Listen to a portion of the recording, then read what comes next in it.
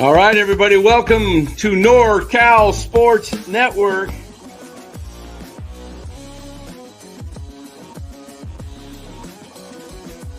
And this is the same hat that Brock Purdy's dad wears. Chat loves it when Marty Lurie comes on. Anytime you lose a game this time of year, when you can't go backwards, it's a problem. All right, everybody, welcome on in, NorCal Sports Network. Warriors lose a tough one in San Antonio tonight as they fade away in the fourth quarter. We're going to get right into it right now. All right, welcome in, Ryan. The show sponsored by Chapman Law Group. If you want to give that a thumbs up, put their number up there. Chapman Law Group, located in Marin. We want to give a shout out to our sponsors. Give them a call if you have any legal needs, 415-613-9483. Let them know that NorCal Sports Network sent them, and we appreciate Chapman Law Group. All right, guys, let's get into this thing. Let's pull up. We'll pull up the box score, and we'll talk about this game. Yeah, I think real quick to get in the game before we even pull up the box score, I think we saw the Warriors run out of gas in the fourth. I think it was a really strong first three quarters. There was a little bit of back and forth through the first half, but we ended up 12, and after the third, we were up 12 as well. But you're up 10. You're up 10 at the end of the third. 10, yeah. So about 12, and basically it was a fourth quarter collapse. They outscored us by 20. So. Well, I'll tell you where the game was lost, in my opinion. This is my thought. The game was lost in the last minute of the third quarter. You're up 17, and you let them go up. I thought to myself, oh, they're going to be up by 15 at least. And they turned it over a couple times, and they just got careless. They got sloppy. And, one of the things that I noticed in tonight's game that bothered me is guys would start to get heated up, and then Kerr would pull them. Like Lindy Waters hits a couple threes. He's feeling it. He's gone. Buddy Hield hit one, even though they didn't count it. It was a three. They called a foul, and then he was being subbed out. I don't know. Some of the substitutions tonight seemed – I know guys are tired and they're on minutes restrictions because it's a back-to-back, but you've got to go with the hot hand. Guys just – you can't just take guys out. I thought, it's tough to win in the NBA. Doesn't matter who you're playing back-to-back. This game, I said it to you earlier today, Wemby's the guy that scares me because the Warriors have nobody that can stop him. He gets on a roll. He's just a freakish athlete, and he's got – what is his wingspan, like 9 feet? I mean, gosh. Yeah. He's ridiculously long. Yeah, and they got lucky because Wemby at the beginning of the game was very happy. I think he was like I think overall in the game he ended up shooting all right, but at the beginning of the game he was like 2 of 10 or 1 or whatever it was. And he was, I think the Warriors actually got lucky there, and I even texted you that basically saying, they're lucky because Wemby's getting really three happy. I thought the Spurs, could have been even at halftime, maybe even tied ahead if Wemby didn't take something. And then you saw at the end of the game, I think maybe after a timeout or maybe he just made the mental adjustment. You saw that he started going to the rack and he just realized like, oh, these guys can't stop me. And then he got Draymond the foul out there pretty quick. Yeah. And I'm not a guy that gets on the officiating often because I don't like to make excuses, but I thought there was a couple minutes stretch there that was just awful calls or non-calls, whatever you want to say, against the Warriors. I mean, the goaltending situation there. I mean, before it was goaltending, he got hammered, and then they get the ball back, and it's just a nice little up, and Wemby just goes basically and just takes it right out.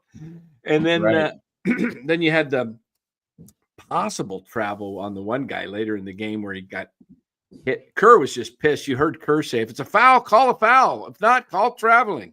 You can't just let a guy walk, take, several steps.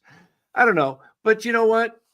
You played Wednesday night at home against Atlanta, and then you go on the road. You got a game last night in New Orleans, and then tonight. That's 3 games in 4 nights, 2 of them being on the road. That's not easy to do.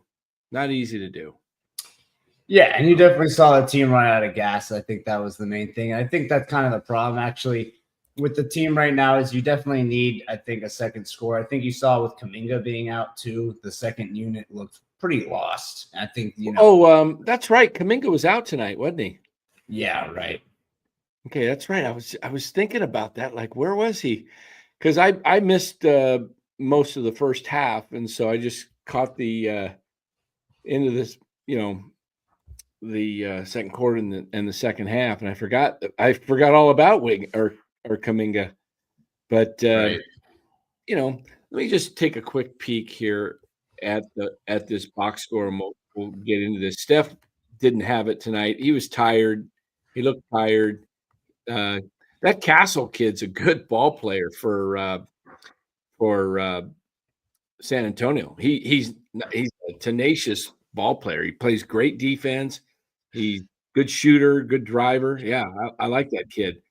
Okay, tonight's box score, Draymond basically was a no-show. Yeah. He just 1 point, 7 rebounds. He did have 8 assists. Like I say, Lindy Waters was 3 for 8, but he hit 2 in a row and then he disappeared. He was, he was cold early. Then he found a couple in the second half, and then they took him out for a long stretch. Right. TJD had 8 boards, 12 points. Wiggs, 20 points. The free throws tonight, 8 for 13. Got to do better. That's not why they lost, though. I thought Looney looked good on the offensive boards there for a while. I mean, he was really hustling, but it was just too little, too late for this team. Pods, he looked, from what I saw in the second half, he just doesn't look like a guy very comfortable shooting. No, not at all. He just looks like he's very hesitant. Where at least Lindy Waters, who's been cold, at least he's still, shooting. He's taking his shots. I mean, he took 8 threes tonight, even though he was cold early. But, what was the reason Kuminga didn't play tonight? Not 100% sure. I definitely know Says coach's decisions. Was he dressed? I didn't see him on the. No, it says ruled out Saturday. Jonathan Kuminga was ruled out before the game with an illness. Oh, okay. Because, like I said, I missed most of the first half, so I didn't hear why he was out. Yeah, I was watching the game. It definitely wasn't a DNP, and it definitely wasn't an injury. I think he's just sick. I remember Pods was sick like a few games ago. It's probably something going around the team. Yeah.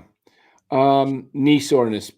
Bill M says knee soreness. Okay. Kitchen Handy Spencer says Pods was awful. He just looks lost out there this year. I don't know. The chat likes your haircut. Did you go to that barber? Yeah, well, no, I didn't. Anyway, so yeah, and I think I saw a few things I saw in the game as well was important was I think the rotations are getting a little bit too scattered. I think there needs to be a closing rotation of sorts. It doesn't, a few people can be interchangeable, but they do this thing where they'll go in the last 5 minutes through like 5 different people, and it's just like tonight you saw Heald, he didn't get it into the last 2 minutes. Probably thought he should have been in earlier because the offense literally didn't score for 4 minutes. Correct. And there was just a lot of weird things going on with the rotations in the last 2 games, and I think we should have lost yesterday too. So we actually kind of got lucky. We only lost one of the last 2 games here because it was basically the same issue in the last 2 games. The difference was the Pelicans weren't making a lot of those last second shots. What's their record now? 12-4? The Pelicans or the Warriors? Warriors. Yeah. 12 I was about to say the Pelicans are 4-12. Yeah, exactly. 12-4. So, All right. I mean, you take it, but this was when you're up 17 with a minute to go in the third quarter, you should have enough to finish off the team. And you can't give up a 7-0 run with under a minute. You just got to hold on to the ball.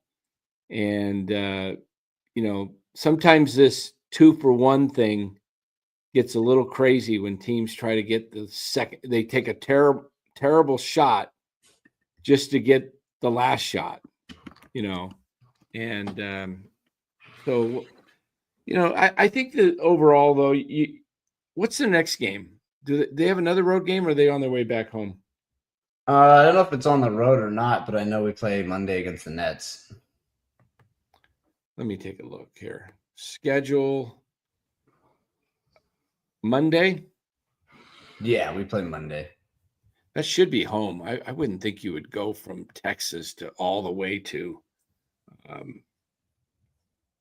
it's at Golden State at home. Yeah, I wouldn't think you'd go from Texas to Brooklyn on a road trip. So they're back home. So they have a chance to, get back, start winning at home. Kitchen handy. Nothing was embarrassing as the Kings game yesterday. Okay. People shooting that new Clipper Stadium is not going towards the wall as they created over there. Yeah. What do you think was Steph's deal tonight? Just tired, or you think he was frustrated at the end of the game? He looked a little frustrated to me that he wasn't getting the calls. Like, he dribbled through a crowd, looks like he got hit, and he just looked over at the red. It's just like, why am I even out here? Yeah, I think the main issue with Steph tonight was he was, definitely tired in terms of the him getting frustrated. And I think it wasn't necessarily just about him not getting some calls. I think you saw, and I texted you about it, but basically what was happening is they weren't calling fouls on the Warriors end, which, some of them were ticky-tacky, but then on the other end, they were calling everything against the Warriors. And I thought it was pretty obvious, and I'm not a big person to complain about officiating either, but I thought it was pretty evident that the refs definitely were in favor of the Spurs momentum, and they didn't really want to slow it down. And it was helping, the crowd was getting into it. The place was getting extremely loud. And I think the refs were definitely playing into it because, they were getting everything. If they weren't making a shot, they were getting every call, and they were getting the blocking calls. They were getting literally at the end of the game, the Spurs got every call their way. And, I don't think that's why we lost, but I definitely did notice that, I think Steph, and also Heald was really upset because there's a couple plays that could have been called a travel when he was on the bench. I saw him walking out. I think there was just an overall frustration with the officiating at the end of the game. Right. I can tell you this, as a former high school basketball referee, when a game, the momentum starts to swing and the crowd is getting into it, there's a human nature element. And I hate to say this, but there is an element where you start feeling your emotions start kind of like, and the crowd gets into it, and there's a call that, goes against the visiting team. You can kind of feel that momentum yourself switching, and you have to be very careful to make sure you're calling the game exactly as it is, because you can get caught up in the momentum, is what I'm trying to say, as an official, and let certain things go, and because you're all of a sudden you're feeling this emotion of the home crowd, and you got to be really, really careful. And all I can say is I think that does happen in the NBA. I've seen it for 40 plus years, where the home team definitely gets the calls in a game where the crowd and the momentum's going crazy. Yeah, it happens. So, but Philip makes a great point here. He makes a great point. Steph was tired, but he's the only superstar that never gets calls his whole career. It really has been. I don't Yeah, he understand actually it. averages the most points all time without. If you take away free throws from everyone, Steph averages the most points per game all time because it's if you've been watching the Warriors this many years, he barely ever gets calls. It's pretty ridiculous. I think if he got the calls that someone like a Shea or even like Kyrie, who's another guard, the other guards, I think out of all the guards, he gets definitely the least calls in the league because a lot of the big men, you don't call everything. I think certain like Jokic also, I think, is another player surprisingly who also doesn't get a lot of calls. You'd think he'd get a lot more calls because he's especially big, but that dude averages only like 7 free throws. Yeah. Whereas someone who goes, to the cup just as often, like Embiid, averages like, 12 or 13. Right. I think with Jokic and Steph, I think a lot of it is because they're not like cry, I guess the best way to say is like cry babies. Jokic definitely cries more than Steph, but they're not like all game foul baiting, and that's not really how their game is predicated. It's more on, actually playing the game. And I think it gets frustrating as a fan of the Warriors a lot because I think in general we don't get a lot of calls. I think it's actually surprising because like someone like Kuminga does, which is weird. And I think it's just he cries and he'll like go on the ground and like, lay down and be throwing his arms and stuff. And I think a lot of it is that. I think if you're really theatrical, the refs feel like they have to give you a call sometimes.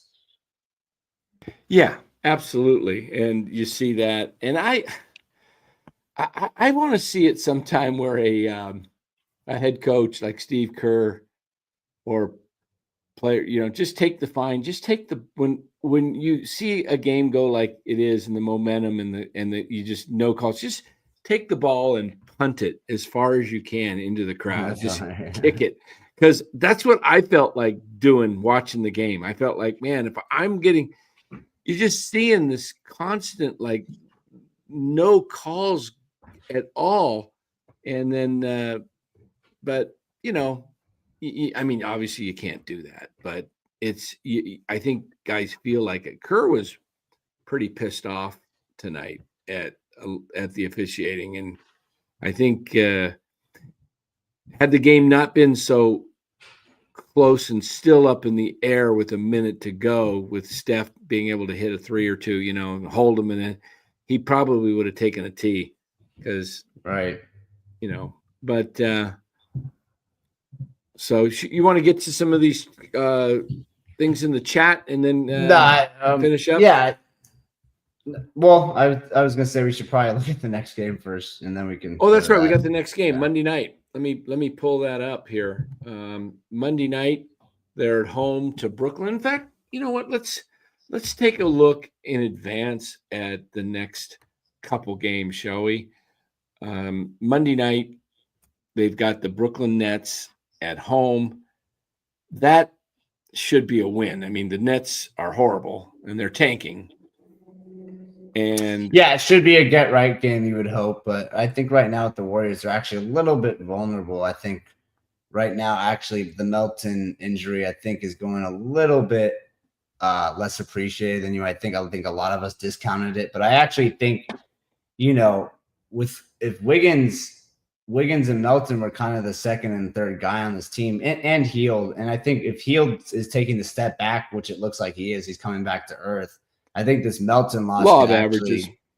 Yeah, law of averages. But I also think Hield is, I think having Kuminga and Hield on the bench, which Kuminga didn't play tonight, but I just think overall, I think we need to either make a trade here or we're gonna, need to start playing some of these guys a little bit less, if not at all, because I do think you're seeing now some of the players get affected a lot by it. I think Pods, I know we're all being hard on him because we're saying it's him, but I actually think he's the type of player who needs to play a lot of minutes. And I think we're seeing that now. His minutes, if you look at his minutes, they're way down this year. He's not having the same combinations of the guys he was playing with. And he's having to be a predominant shot creator in that second unit. And he's not playing as many minutes with Steph. You're seeing his performance go down. I think you've seen Kuminga's performance go way down. I mean, just look at the averages. He's averaging 12 instead of 17 last season, and we had Clay on the team last season. I think overall, I think this was cool at first. I think it was good to get us see who were the best out of the bunch. But I think we need to start cutting down this rotation a little bit or move off some of these pieces, because I do think it's actually having a negative effect on. And you've heard it. A lot of people have been talking about that, like a Tim Legler and athletic. Oh yeah, losing Melton is the big deal in the sense I thought they could make up for it, but I don't think it's so. a bigger deal. He was the guy I was really, really excited about most of the 3 acquisitions in the offseason, because he's a really good two-way player. And he's just a guy that can be a ball hawk, and he's a shooter. He can create his own shot. He's just one thing I want to do is take a look at the Brooklyn Nets. Let's see their roster, because their record is 6-10, but they are a team that really would like to make some moves. They've already kind of thrown that out there that they're willing to trade.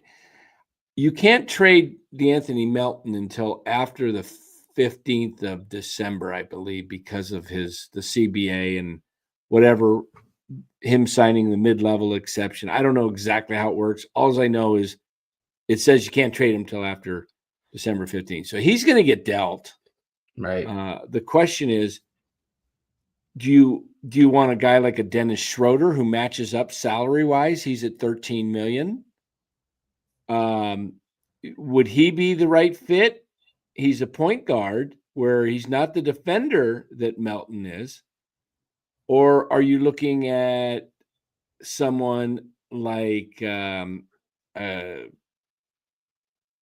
I don't know. There's Claxton. He's the big guy. Oops, I lost that there. I'm not sure if he's the perfect fit. I think they need somebody a little bit bigger along the lines of a Bam, more bulk, more skilled. Yeah, I like Cam Johnson a lot. He's 6'8", and if you saw him the other night, he dropped, I think it was 38 or 40, and he can shoot the three. He's a really good player. I liked him when he was on the Suns. He hasn't gotten as much of an opportunity as I thought he would on the Nets. If I were going to make a move for, I would get off Melton, trade them Pods, and I think that'd get you Cam Johnson, to be honest. I think because he's about it, his contract's almost over, and maybe we throw him a second round pick. He's at 22.5, where Melton's at 12 something. Pods is at what, 5? So you'd have to give him someone else, one more player. Yeah. I would really like Cam Johnson. I think he's a really good player. He's also a really good defender, and I think and he would fit in well. And I think in the Warriors system, I like him a lot. I'd also like Schroeder, like you mentioned. I think with Schroeder, you definitely would want to get rid of Pods in another trade that way, because I think having then 3 6-foot-ish guards is just, 4, because you'd have Steph, Pods, Healed, and then Schroeder. I think that's too small. I'd almost kind of rather. I like Schroeder and Cam Johnson, but just for this team, I'd rather get like a Cam Johnson, just because he's a little bit bigger and will provide a little bit. I think 6'8", he'd be the second tallest on our team immediately, because Looney's the tall. Looney and Chase are both 6'9", I believe. Yeah. How tall is Bam? 6'9"? 6'9". He's 6'9". Yeah. They're about him and Cam, but obviously Bam's a much better defender and can guard up way more. And so can Draymond than Cam. I'm just saying Cam is a bigger player, so he does provide you that. And he's very agile. Like Cam Johnson isn't, he's like kind of like a Wiggins, not as agile as Wiggins, because Wiggins can play the guard too, but in the sense of they're tall, but they're like lengthier and pretty quick. You know what I mean? So I think Cam would be a pretty good. He couldn't guard 5s for us or point guards, but he can guard, the 3 through the 2 through the 4 really well. So I think he's a pretty versatile player. I'd like Cam Johnson. And the Nets are trying to get off salary. They don't want, they don't want to re-sign him. He's not really on their timeline. He's 28. They'd prefer someone young from us. So if we can entice them with I wouldn't give up a Kuminga for Cam Johnson. I think Kuminga has a lot more value than Cam Johnson, just me personally. But I would give up a Pods for a Cam Johnson, just because I think we've seen that Podziemski is not necessarily a starter in this league, where I think you actually can start Cam Johnson, because he's started before. Right. I'm looking at some crappier teams as far as records. I mean, there's some. Would you consider a Walker Kessler as a 5, a guy that can come in? Yeah, I would, but I wouldn't even try to make a trade with the Jazz. Danny Ainge and what's the Daryl Morey and certain GMs are just they want to always win the trade, so it's not even worth like calling them sometimes. Because I was thinking, I liked your idea I heard on a video the other day about like a Robert. I think maybe you said that in the Los video. Robert Williams. Today. I'd be more interested in him because he'd cost you a lot less. Portland's trying to get off. Yeah. He wouldn't cost you much. You just need a salary match just to make it done, make the deal done. Maybe throw him a 2nd-round pick. One salary match that a guy that I wouldn't mind seeing, Jordan Clarkson. He's another scorer though. He's kind of in the mold of a Buddy Hield, I guess. But let me see what you said. Jordan Clarkson. Yeah, he's got. Yeah, I'd like him if we didn't have like a Buddy Hield. I think they're too similar.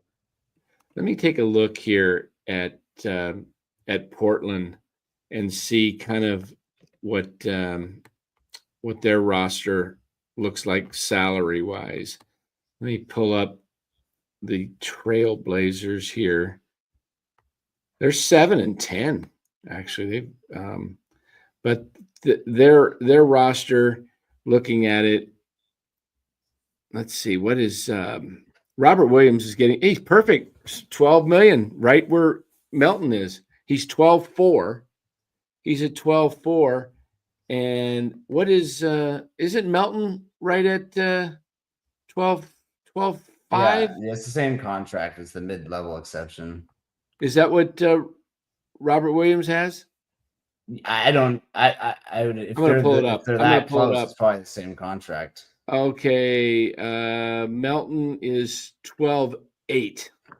So does it have to match identically or 400,000? No. We're a little under. I don't think it just has to be pretty close because we probably only have a couple 100,000 wiggle room. Real quick, we'll get to Bill M super chat here. Thank you, Bill. Appreciate the donation as always. He says, looking online, Kuminga is all but gone. Thoughts? If you want to get to that real quick, Dan, what do you think? Thoughts? Thanks, Bill. We'll put that back up again so you can look at it, see it there. I don't know if he's all but gone in terms of, I think he's talking about maybe the Warriors all but gone. He's saying trading him, I think. Yeah, I think the writing is on the wall. I do think they will trade him this year. Yeah, 100%. I don't see them keeping him because they're not going to bring him back and pay him $35 million a year. No. I think they tried to, what I heard around the league a lot from different, people I listen to, like Brian Windhorst, ESPN guy. A lot of people were really tapped in. It sounded like the Warriors wanted Kuminga to take the deal that Jalen Green took, which was basically a 2 for $70, or I think with an option, which is kind of fair for both sides. So it's not, Kuminga wanted this, 35 for 6 years. And it's like, with someone like Kuminga, I mean, and I think basically what I heard around the league, and I'm sure this is the conversation that happened, is they were like, hey, dude, Jalen Green's better than you, man. And this is what he took. But his thing was, what I kept hearing was his agent was saying, well, Kuminga's better than Franz Wagner, and the Wagner brothers got these crazy contracts. But what they're not realizing is, and the issue with Kuminga, I think, is what he's not realizing is the Warriors aren't one of these, mid franchises that hasn't drafted well or gotten a star in years. They're not looking to, they didn't overpay Klay Thompson, who won us 4 championships. They're not going to overpay Jonathan Kuminga. And I think they already learned their lesson from that Jordan Poole deal where they don't feel comfortable paying that much. I think for a young player who's pretty unproven, I think Kuminga has a lot of talent, but I think Jalen Green's a better player. That's just me. And if he's turning that down, I kind of see where the Warriors are at, where they probably just feel like Kuminga may be better suited on kind of like a lottery type team and see what they can get. I honestly wouldn't even be shocked to see. I know we've talked about moving Kuminga for a star. I wouldn't be shocked if they can move Kuminga for a couple pieces, because they're probably at the point where they're worried that it's going to end up being a Klay Thompson type situation, where it's, and you kind of seen it. His vibe hasn't really been there. I think they're probably really worried, like, okay, this could become toxic too. So I think I wouldn't be shocked if he gets traded. I'm not in favor of it. I've always liked Jonathan Kuminga, but it seems like he's more of a, a number one or a number two on a team that, is more pick and roll. So. Right. And I totally get that. And, definitely think something's going to happen. I don't know. One of the things I'm hearing is that with this new CBA is that teams are going to start looking to make trades earlier than instead of right up to the trade deadline, teams are going to try and make deals much earlier. I think the Warriors, as soon as Melton becomes available in about a month, maybe a little less than a month, December 15th, they're going to try and move off of him quickly before other teams, because you want to be able to match that salary, and there's only a few people in that range that are fit the Warriors, right? I agree. So they're going to have to go out and make that happen. Yeah, and I mean, for the Melton, like I was saying, if at that point, if you can't package him with some other players for as a salary filler, I think it, like we talked about, if you can really get anyone from the Nets, I'm open to it, because I think they have I liked Finney Smith on the Nets too. Right. I also, like I said, Schroeder. I like Cam Johnson. Yep. I also like Cam Thomas, who I think wouldn't fit the team well, but I'm just saying, I mean, Melton for Schroeder. They want to do Melton for Schroeder is a good salary match, and it's something. Yeah, see, we would have to give him something else though, because Schroeder's also on a 1-year deal. So the whole thing. No, he's on a 2-year. He's on a 2-year. Are you sure about that, Schroeder? Pretty sure he has a 2-year deal. Yeah. Pretty sure he's on a 1-year. Make it right. Let me check right now. Dennis Schroeder contract. Oh no, you're right. It is a 2-year. Yeah. No, this isn't active. He's not even on the Raptors. No, the Nets. Brooklyn. I'm pretty sure it's a 2-year deal, unless it's his last year. It's the last year of his deal. It is a 2-year deal, but this is the last year of his deal. That's why he thought it was a 2-year deal. Okay. All right. So I think to get rid of Melton, if you wanted to do a 1-for-1, you probably have to give him like a 2nd-round pick, which is fine. I'm cool with that. Right. Because Absolutely. Joe Lacob can buy those from other teams for $500,000. That's about the going rate for a 2nd-round pick from other teams, and that's fine. Right. Before we get out of here, guys, we put out a premiere video tonight, and you guys might want to go check this out. It's called Contenders. Whoops, I didn't mean to hit that. There it is. Wait, start it. There it is. Can you see it now? Contenders? Yeah. Go check out that video, guys. It's about 28 minutes long, and put some comments in there. Tell us what you think of our takes on that video. Yeah, it's Los and Dan, so it's not me. You can get a different kind of thought, change it up a little bit. Yeah, and give it a like. And keep in mind that video was made, I think we recorded that. Wasn't that before Melton went down? I can't even remember it. I think we recorded it before Melton was announced out. No, it was it was after the injury, but it was before he was announced out for the season. Yeah, so we might have said something in there about Melton being, big factor or something. But so if you say that and say, hey, what are you guys doing? He's out for the year. That's why. But you got any other final thoughts before we get out of here? No, we can just wrap it up real quick with a couple of these good chat comments. Pull them up. I liked Mark Graves right here recently. JK is nowhere close to Franz Wagner. His agent needs to wake up. Yeah, I think I agree. I think Franz Wagner as an overall player is a lot better. I think the problem was they had a pretty similar point per game last season. And these agents, they like to run with stuff. And I think with Kuminga, because he's from a different country, he's really looking for to get the biggest bag possible for his first contract. So anyways, but yeah, I agree. And then Addie's comment, I think we would have won if Kuminga played. We're led by older players and we got gas, so I'm not too worried. Yeah, we talked about that earlier in the post game, Addie, that, we're not too worried overall when it comes to teams like this, but I do think it does show a concern that if Steph and Draymond are having a bad game, or not there. All that this team is, we can talk about the depth all we want, but they seem like they kind of rely on, if Steph's having a bad game, the bench is having a bad game. If Steph's having a good game, or he's, not turning the ball over a lot, they're going to play better too. They seem a little bit too like eye-watching. I forget the exact word I was looking for, but they're watching Steph a little too much. We need, I think this can work, but if it is going to work, someone like Hield or Kuminga, if Kuminga stays, is going to need to really take that secondary role, because right now there isn't a second person. It's kind of a committee of a bunch of guys. Right. Let me get to pull up a couple of those other starred chats there, and then we'll check that out. I think another one from Bill M. Mendy Rudolph. I don't know what this. Yeah, Mendy Rudolph was a referee who used to, when the momentum would the home crowd get into it, Mendy would get real. What's the word? I want to act. He would get animated. That's the word I wanted to come up with.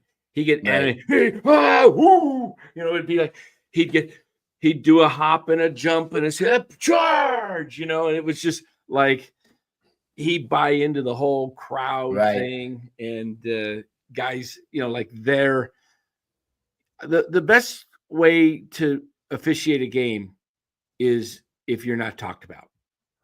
Right. No one knows you're there. Right. But if you become the story, then something went wrong. Yeah.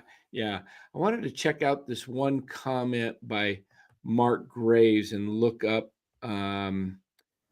real quick. I want to find Duran's. He's talking about a trade of let's see, Jalen Duran. He's a 6'10" center. He's only making $4.5 million, so you don't even need the Pistons would have to throw in somebody else like a Ronald Holland or somebody a lot. I mean, yeah, it really doesn't work unless the Pistons throw in another player. Duran's not making enough. So, Bill King used to go off on Mendy Rudolph. Bill King used to go off on all the officials. They were hilarious. He was hilarious. Am I worried about tomorrow's Niner game as we get out of here? A little bit. Absolutely. I mean, you're playing with a backup quarterback. You don't have any Nick Bosa, and you're on the road in Green Bay. It's not looking good for the Niners. If they pull it out, it's just a pure gut check for them. They came and they showed up because they dug deeper than they have all year. So I think it's a tough game for them tomorrow. And Trent Williams may be out as well. I don't know if Mark says no Trent as well. I don't know if that's been announced. I think personally the Niners saw they had a 30% chance of making the playoffs. They saw their schedule, and I think they're packing it in. If you want to know the truth, I think a lot of these guys probably had nagging injuries going all. I mean, it's football. I mean, if you ever hear these guys talk, I'm sure a lot of these injuries, maybe not the Bosa one, I think that one, but I think a lot of these guys would be playing if the Niners hadn't kind of choked away their season already. But that's just me. Stupid. This name cracks me up. Dan can go on 3 hours like around midnight. Yeah, we'll do 3-hour shows if the super chats are flying in. No more 2-3 hour shows on them. Right. Yeah, I think that's basically it, guys. We will be back tomorrow. We have a video coming out at 10 a.m. So check that out. It'll be a little Shohei Ohtani video talking about him and possibly being the greatest player of all time in baseball history, and just discussing his third MVP. We will also be going, or not me, but Dan will be going live after the 49ers game as well. Maybe check it out, guys. May go live for the fourth quarter. Okay. Nice. Go live for the fourth quarter. Depends on if the game is televised locally, or if I got my delay, which I can watch every game, but if I have this deal that it's about a 2-minute delay. So let's see. I think if they were picking, they'd start. Yeah, we'll hit a couple of these new people real quick. Leon J says Spurs just wanted it more in the fourth, plus the younger legs. Yeah, I think we talked about it a little earlier, Leon. It looked like the Spurs basically kind of, out hustled and basically just ran the Warriors out of gas there in the fourth quarter. And, we're the more hungry team, and they were very juiced. So it's always fun to see that. I like seeing those games. It was a good game. I'll say that.